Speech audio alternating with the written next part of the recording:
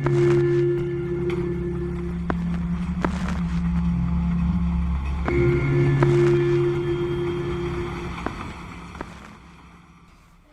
welcome to my channel. My name is Michelle, and I've actually been on YouTube for a really long time. I have videos that are private that are literally 10 years old.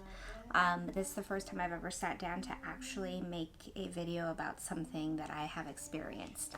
But I've decided to do this because I feel like I knew it was going to be hard breastfeeding. That's what this video is about.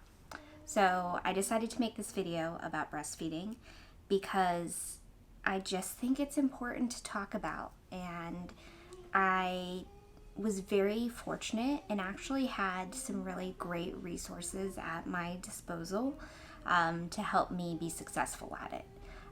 And I just wanted to share the knowledge that I gained through this experience and my journey and what that looked like with anyone who was looking for support and looking to watch videos about breastfeeding. So I had my daughter Isley 4.5 months ago. So she will turn 5 months on September 13th. She was born April 13th of this year, and I knew that breastfeeding was something I wanted to do. I went to the breastfeeding class prior to her birth. You know, I did a little light reading on what to expect, but boy, did those not prepare me for the actual experience of breastfeeding. I gave birth at Mary Birch Hospital here in San Diego, California, and overall it was a really great experience. I'd say that they're definitely very pro breastfeeding at that hospital. Contrary to what I had heard about Mary Birch prior, I didn't really feel pressured to breastfeed, but I don't know if that's because I came in being very adamant that that was what I wanted to do.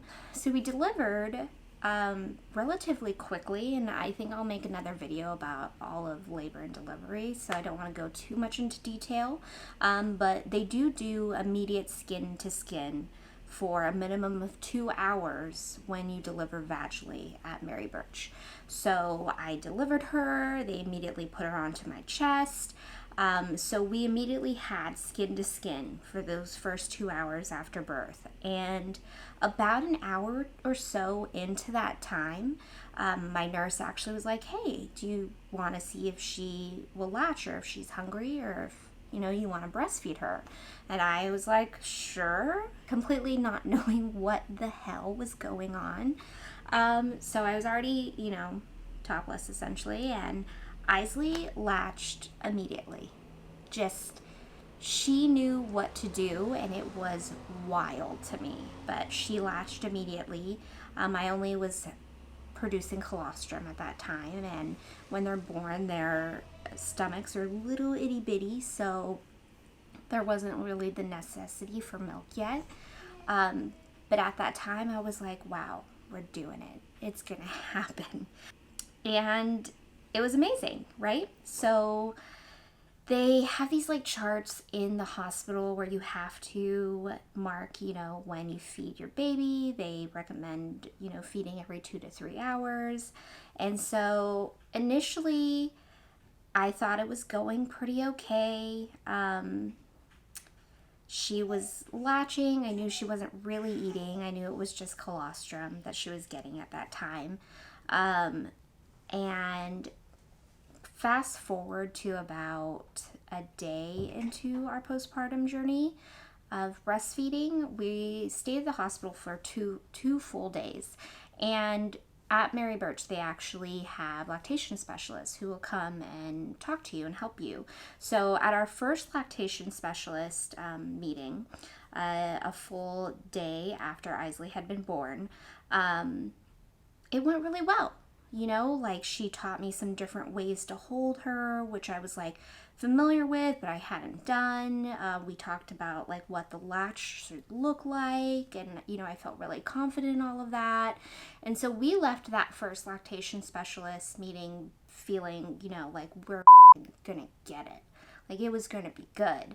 And then just over that next day, I felt like it all fell apart. And I couldn't get her to latch correctly because I was experiencing like severe pain. The second meeting was the following day. And by the time that specialist came to speak with me, I was a gibbering mess. I'm pretty sure I cried. At that time, Isley had essentially destroyed my nipples. Even the lactation specialist's response was like, oh, that looks painful. And it was very, very painful. I was bruised, I was bleeding already, and it was pretty terrible. She actually was very helpful as well in a completely different way. She went and, touched base with the nurse, figured out how much weight Isley had lost. So, they expect a little bit of weight loss because for most mothers, their milk is late. My milk was late. I actually did not produce milk for 5 to 6 days after Isley's birth. She figured out that at that time, Isley had lost 8% of her body weight, which was bad. We're in the danger zone because at 10% is when it's like a concern. So to help us from preventing Isley from losing any more of her body weight, we actually chose at that time to supplement because you got to feed your baby, right? And you're a new mom and you're like, holy crap, like my baby has lost so much weight. I can't wait any longer for my milk to come in. So I was really lucky and had the opportunity to supplement with donor breast milk. So that lactation specialist was wonderful. She got me 2 full bottles of donor milk. So Isley has not had any supplementation of formula, which nothing wrong with that. I actually think in the future we will be supplementing formula for her. Not because I'm not producing enough at this time, but just because I think with my return to work, I may or may not have enough breast milk in general to like get her there. Also some other things. But yeah, so she taught us how to supplement in a different way than what I think I've seen other people do, where they give their baby a bottle immediately. I really knew I wanted to exclusively breastfeed, so she actually had us do a feeding tube. So Larry had to help me feed Isley every single time we fed. And we had to actually put a feeding tube, once Isley was latched onto my breast, into her mouth and syringe feed her as she was feeding on me donor breast milk for those I'd say that first full week we did that. Because my milk had come in, like I mentioned, 5 to 6 days late, and I wasn't really sure if it was, if she was getting enough. Because there's no real way besides counting diapers to know and to like listen for swallows to know whether or not your baby is getting enough. So I was crying every single day for sure. I'm gonna actually be very honest and say I cried every single day because baby blues are real, and I definitely think for me breastfeeding and the stress of it was the key contributor to my baby blues, and I cried every day for a good month and a half before I finally just let it go. But yeah, so Larry, he's amazing and wonderful and supportive, got up with me at all hours of the night, every 2 to 3 hours, to help me supplement donor breast milk for Isley while we were breastfeeding those first couple of days. It was insane and a completely crazy experience because you're already so exhausted, and to do that and to have that stress on top of it was pretty crazy. That first week we go to our pediatrician after we leave the hospital and we explain what we're doing. We've been supplementing donor milk.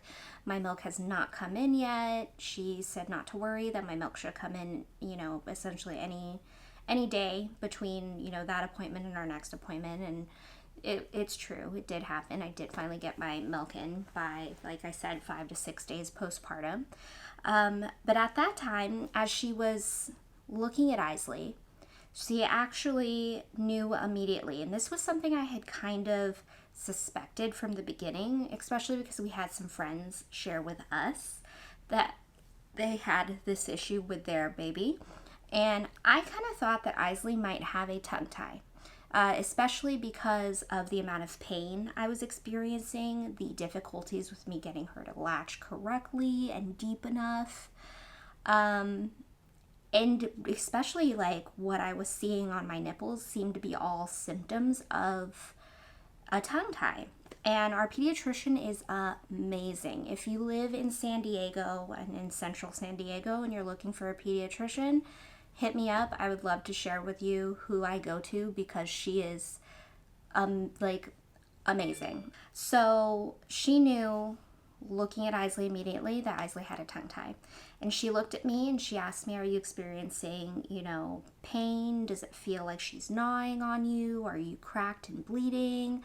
And I was like, yes. And so Isley had a tongue tie.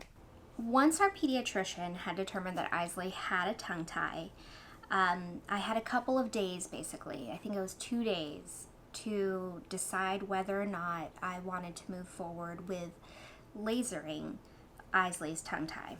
So she actually had a tongue tie under her tongue as well as a lip tie.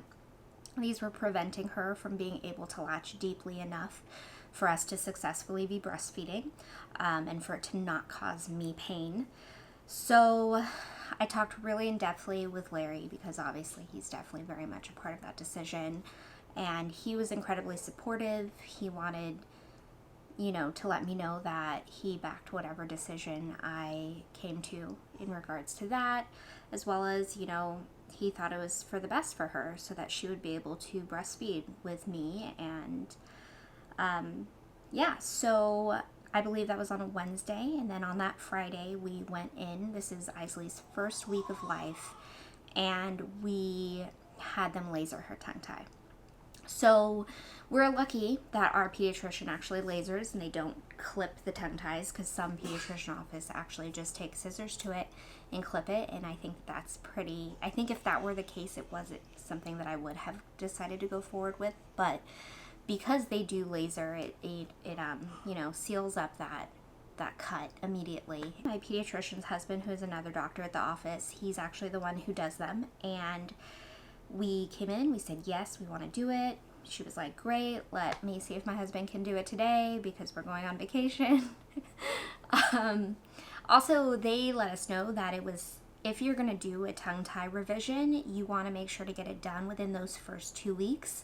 Otherwise, it can be really, really difficult to retrain your baby on how to suck differently, essentially, because they've spent 9 months in the womb learning how to suck a certain way, and after that 2 weeks, it's just too hard, and they're already set in their way and they know how to do it. So was also part of why I had to make such a quick decision.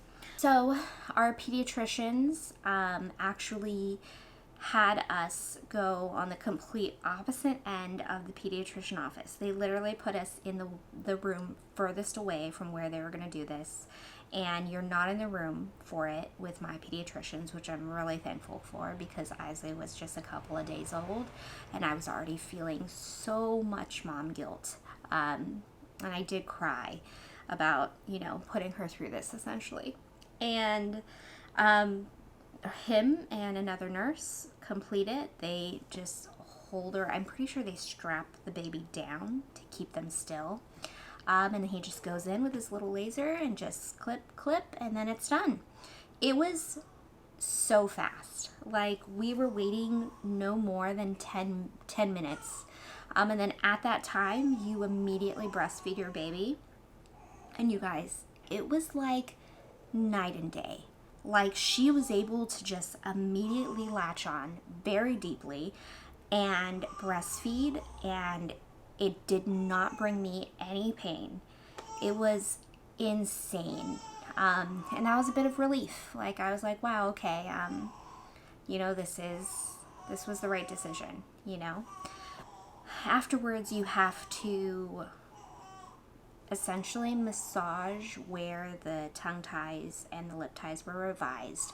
And I actually think that was the worst part. Thankfully, Larry was the one who totally just manned up and did it because I don't think I could have done that part. But you essentially just want to prevent that scar tissue from building back up the way it was. And so for that full month afterwards, he had to 6 times a day massage where her tongue was clipped and where her lip tie was clipped or lasered. And like I said, I think that was the hardest part because she just would scream bloody murder while we were doing that to her, and it was really, really hard on our hearts. But it was for the best. Like I said, definitely the hardest part of the whole experience, but in the end, I definitely think it was something that I'm happy we did. If we had not made that decision to have her tongue tie revised, I would not have been able to breastfeed her because that's how painful it was. And how painful it was for her because she wasn't getting the milk out correctly, and she would have continued to lose weight, and we didn't want that for her. So after the tongue tie revision, then I had the new challenge of ensuring that I could build my milk supply for her because I was very worried that she wasn't getting enough milk. I'd say that was one of my main worries that first month and a half of breastfeeding, as well as ensuring that she was latching correctly to get the milk out right. So from the time that my milk supply came in, I was already pumping extra and pumping after she would feed to build that milk supply. And that's not how it goes for everybody. Some people are oversuppliers and have a really great supply immediately, and some people undersupply. I really do believe that at that time I had an undersupply of milk for Isley. So, like I said, to build that, I was pumping. And so I was suggested by a lactation specialist intern friend who is amazing. I would not have been this successful without her and her support. I was told that I needed to pump after every single feeding with Isley. To be completely honest, I did not do that. I made the decision not to pump through the middle of the night during those feedings and after those feedings because I just needed that sanity. I knew that if I were to do that, I would have completely lost it. And I was already having such a hard time emotionally with the whole process. So for my sanity, I did not pump after my feedings with Isley in the middle of the night, but I did pump throughout the day. I was already pumping, I'd say about 4 times extra during the day. Over time, that did drop down to about 2 times extra. So breastfeeding Isley at that time, I think it was 12 times at least a day, as well as pumping for 20 minutes to 2 times. Pumping for 20 minutes 2 extra times a day. And this was signaling to my body to produce more because breast milk is supply and demand. So your body will know how much to produce based on how many times you're feeding, and that's what increases it. So along with that, I also started taking a lot of different supplements as well as eating oatmeal, eating breastfeeding cookies, as well as drinking mother's milk tea. And I was like going in on the oatmeal, the cookies, and the tea in the beginning during those first 2 months, as well as some supplements. So I started taking at that time Mother's Milk, More Milk Plus supplements. You can get these on Amazon. And these were suggested to me by my friend. I still take these and I still really, really like them. The main ingredient in these that you're looking for is fenugreek. So you can also get just plain fenugreek supplements, but this has really worked for me, so I've continued taking these. And furthermore, after the fact, I also started taking this supplement called Liquid Gold from Legendary Milk. They're amazing as well. They're actually fenugreek free because fenugreek doesn't actually work for everybody in terms of milk supply. But this medley for me is the one. I had tried a different supplement from them called Pump Princess that had different ingredients. I didn't see a difference, so I was like, I'll try a different one. Tried this one. These two together work for me. So highly recommend if you're looking to increase your milk supply. I then, after having gotten that, I'd say I was like getting my milk supply where it needed to be. One evening, Isley skipped a feeding, and she just went an extra long time in between eating. We actually had Larry's sister over that evening for dinner, and I had decided to have a drink that day, so I'd had some beer. Beer, I also find, it increases my milk supply a lot the entire day after, and the evening after I've had a beer. With all of this medley of things that were happening that particular day, all of a sudden, I got really, really sick. Like sweating, fever, chills, like crazy. And I was super engorged. I had actually that evening went to pump and dump because I had drank, I think it was 2 beers that night, and I didn't finish because Isley had a blowout and Larry needed help, so I didn't finish pumping. Then I got really sick, right? Could not figure out what was going on, and what happened was I got mastitis, which is a clogged milk duct. Wow. Terrible. Terrible, terrible pain. The best way I've been able to describe it to people is it's as if you get a urinary tract infection, but it's in your boob. So you could actually feel like where it was like knotted from the clog. Yeah, so all you can really do is try to get that clog out, and then you can get antibiotics from your OBGYN. So the next day we called my OBGYN. They honestly put that order for antibiotics in over the phone. I didn't even go in to see them to verify. They just asked me the symptoms, asked what I was seeing. I was seeing these like red streaks on my breast from where the clogs were, and they just put in the antibiotics in like that. And so you're taking antibiotics for a week. It's really important, obviously, to always finish your antibiotics. And you're also supposed to continue to breast milk or breastfeed your baby during this time because your baby will actually help clear that clog. But yes, mastitis was probably one of the worst things in this whole experience so far that I've experienced. I never, never, never want to go through it again. So I try really to make sure that I'm regularly emptying my breast to really prevent those. I also take one other supplement. So this is sunflower lecithin. You can also get lecithin just by itself. I don't know, I think it's like derived a different way. But this I think is non-dairy. I honestly was just Googling like a crazy person, and people were suggesting this, and this is amazing. This has incredibly helped me. If I don't take it, I can actually start to feel that like burn of a possible milk clog coming in. And what it does is it actually makes your milk slipperier. It changes like the fat content in your milk to like make sure that it comes through the ducts easily. It doesn't like stick and clog up or anything. So this is the other supplement that I take that I highly recommend for you if you're experiencing any of these kinds of things. This is crazy and I don't know if it's actually real, but I felt like my milk prior to having started sunflower lecithin was like skim milk, and my milk after is like whole milk. And I know like, yes, the different times of the days can affect how high your fat content is in your milk. You tend to make more higher fat content milk in the evenings versus in the morning when you're, really full and you've gone through and produced through the middle of the night. But I feel like this makes my content and my milk much higher all day long. And I also think that has attributed to Isley being so healthy and getting those baby rolls that we all love. That's what I've done.